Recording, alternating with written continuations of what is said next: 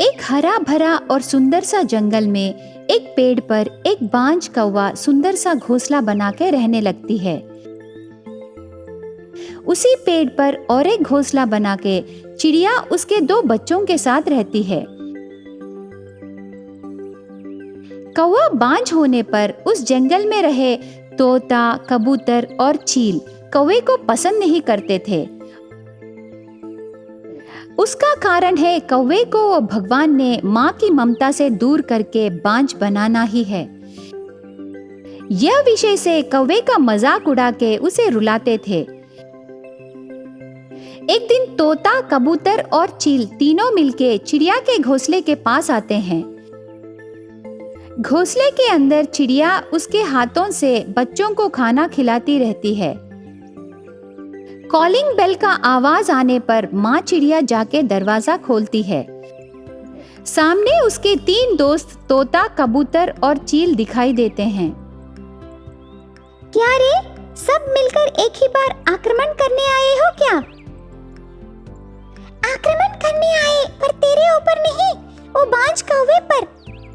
घोंसले में रहने से बोर लग रहा है, इसलिए उस बांझ कौवे से थोड़ी देर खेलने हम आ गए। तुझे तो कोई प्रॉब्लम नहीं है ना? ऐसे क्यों बोल रही है रे? तुम सब बांझ कौवे से खेलने से मुझे क्यों प्रॉब्लम होगा, बोल? ऐसे चिड़िया कहते समय घर के अंदर से माँ भूख लग रही है करके चिड़िया के बच्चे शोर मचाने लगते हैं। क्या रे, बच्चों को खाना खिला रही है क्या? हाँ रे, सुन रही हो ना? तुम सब जाके बांझ कौवे से खेलते रहो। थोड़ी देर में मैं बच्चों को खाना खिला के बीच में ज्वाइन होती हूँ। ऐसे चिड़िया कहते ही तोता, कबूतर और चील तीनों मिलके चिड़िया के घोंसले से बाहर आते हैं। चिड़िया उसके बच्चों के पास जाके खाना खिलाती है। बांझ कौवे का मजाक उड़ा के उसे रुलाने चिड़िया के पास आए तोता, कबूतर और चील तीनों मिलके कौवे के घोंसले के पास आते हैं। कौवे के घोंसले को ताला रहते देखते हैं। हम यहाँ आ रहे हैं करके क्या उसे पहले से ही पता चल गया क्या? घोंसले को ताला लगा के कहीं चली गई? चलो वापस हम अपने अपने घोंसलों को चलते हैं। वैसे भी आज का दिन बहुत मुश्किल से कट रहा है। थोड़ी देर मजाक उड़ाने आए तो एक कौवा ताला डाल के कहीं चली गई। अभी हम अपने अपने घोंसलों को जाकर मुंह बंद करके सो जाते हैं। हर समय सोना ही क्या? शायद तो सोने के लिए पैदा हुई होगी। चलो कहीं घूमने चलते हैं। बीच में वो बांझ कौवा दिखाई देने से खेलेंगे। क्या खेलेंगे रे? ऐसे बातें करके कौवे के घोंसले से निकल के आगे जाने लगते हैं।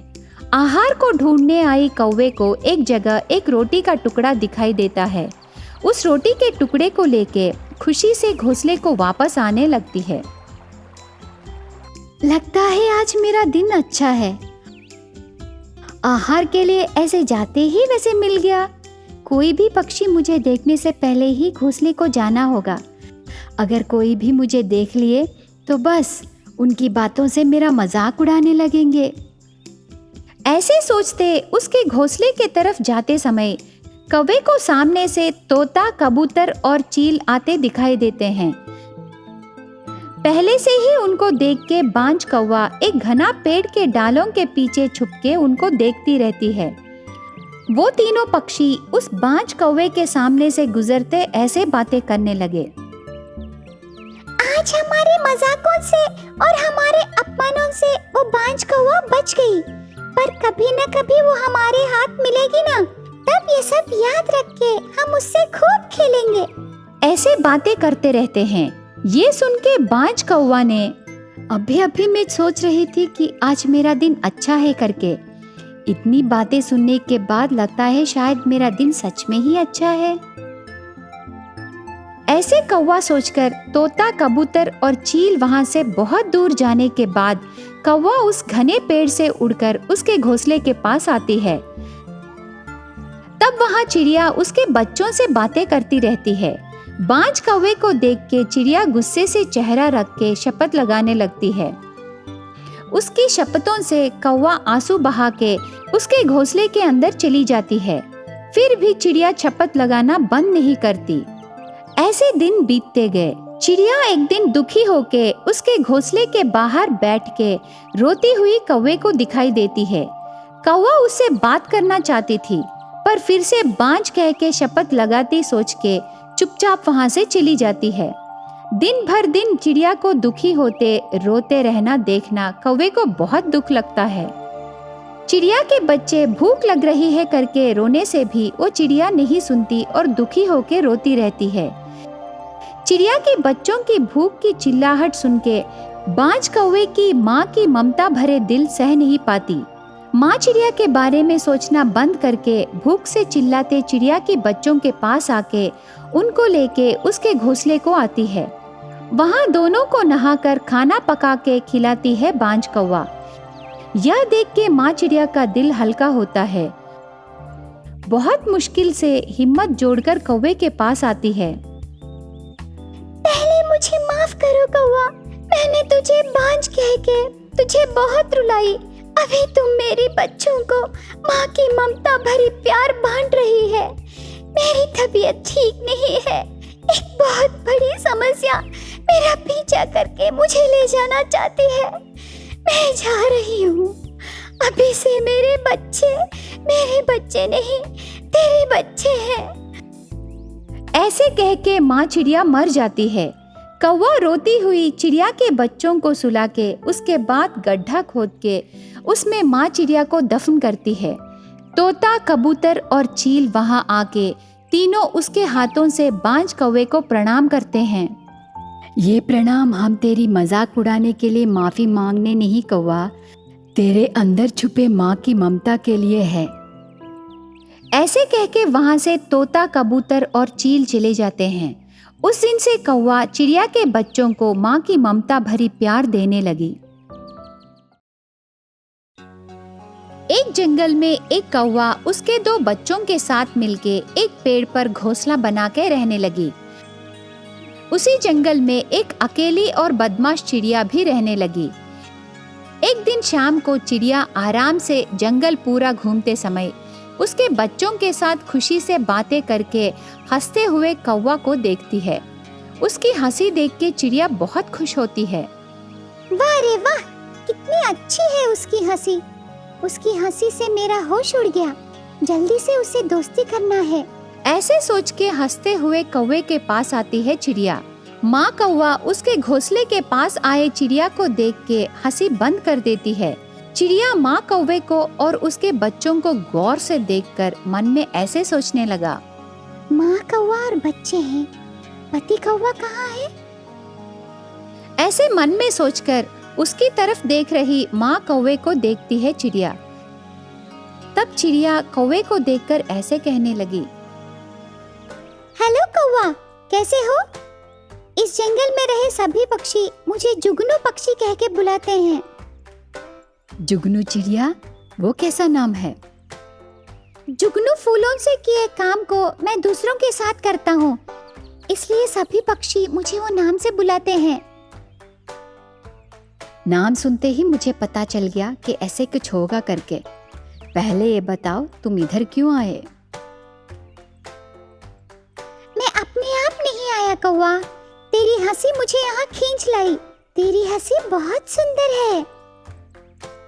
ये बात सुन के कौवा मन में जुगनू चिड़िया शुरू कर दिया, अभी नहीं रुकेगा। इसके मुंह पर दरवाजा बंद करना अच्छा नहीं रहेगा, वरना मैं घर के अंदर जाके उसके मुंह पर ही दरवाजा बंद कर देती। ऐसे सोचते चिड़िया उसकी तारीफ करना सुन नहीं सकी।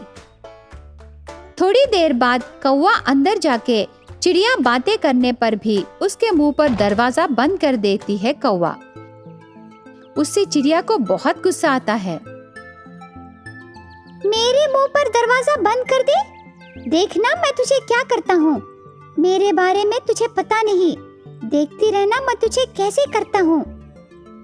ऐसे सोचकर वहां से निकल के उस जंगल के राजा चील के पास आता है चिड़िया।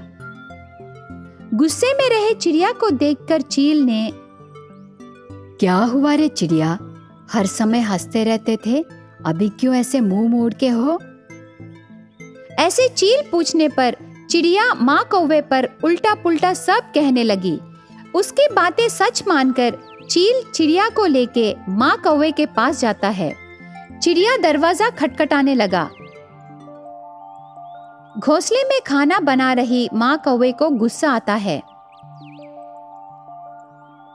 ये जुगनू चिड़िया कुछ काम का नहीं, लगता है मेरे पीछे पड़ना ही उसका काम है। उसकी तो गुस्से से हाथों में एक बड़ा चम्मच लेके दरवाजा खोलती है कौवा।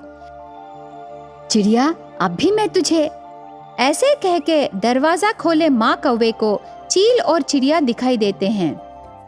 ये क्या कौवा, तू बहुत अच्छी कौवा सोच के तेरे पति यहाँ नहीं रहने पर भी बेचारी माँ कौवा बच्चों को लेके कहाँ कहाँ घूमेगी सोच के यहाँ रहने का जगह मैंने दिया, और तू अब इस चिड़िया से शादी करने को क्यों सता रही हो?